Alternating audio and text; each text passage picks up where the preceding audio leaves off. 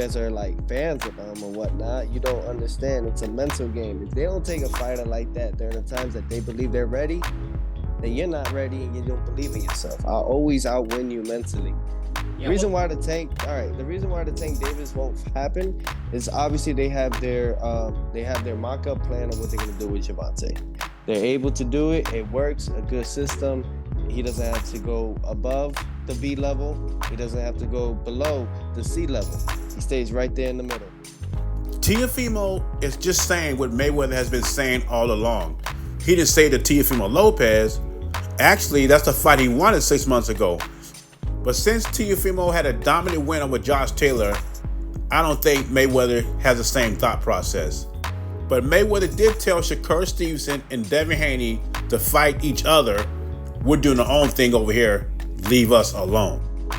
So Tank Davis and his team are happy fighting C-class fighters, B-class fighters, as long as Tank does not have to face the elite for right now. But the problem is now the elite fighters in his division are younger than he is, so he cannot age him out. The reality is Tank is a very talented fighter, but his fanboys do not care who he fights. Tank Davis could fight a straw and he'll sell out arenas. The plan they have for Gervonta Davis, first it was Mayweather, now it's PBC Al Heyman, is to take low-risk fights, high rewards, and keep Tank undefeated. It's going to be very interesting when they sign with a new network how they feel about that.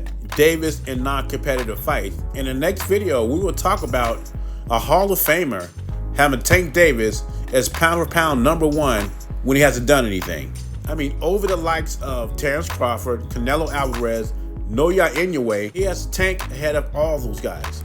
If they was to fight today, I would favor Teofimo over Gervonta, and the reason why is the level of competition. Say what you want about Teofimo, but he fights good competition. Now, with that being said, I'm not saying Gervonta Davis wouldn't beat Teofimo. I say at this moment, I would favor Teofimo by a little bit. But I doubt this fight will happen because when Teofimo's right, he is very dangerous. Now, this is what the all-time greats do. This is what makes them great. Canelo Alvarez is already back in training camp.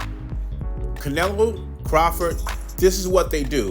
Boxing News 24, which is a pro PBC boxing page, you know they try to flip the script or flip the story on you. They are saying Canelo's getting ready for December showdown with Conor McGregor, or what they call it, an easy payday.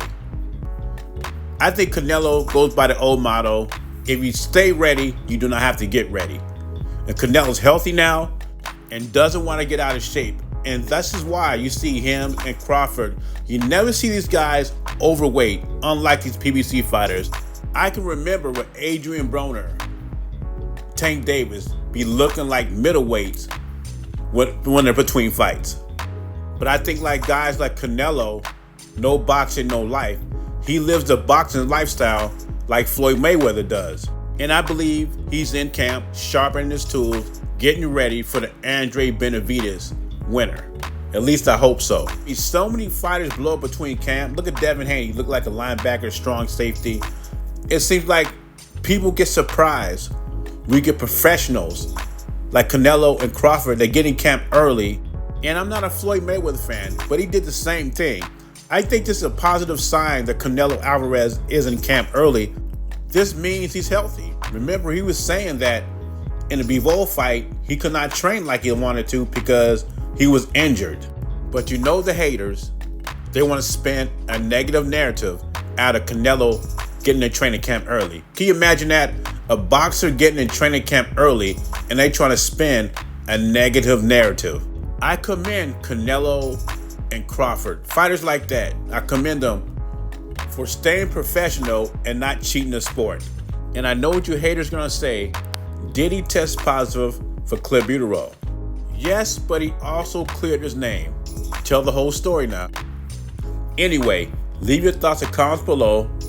Jay Beezy, I'm gone.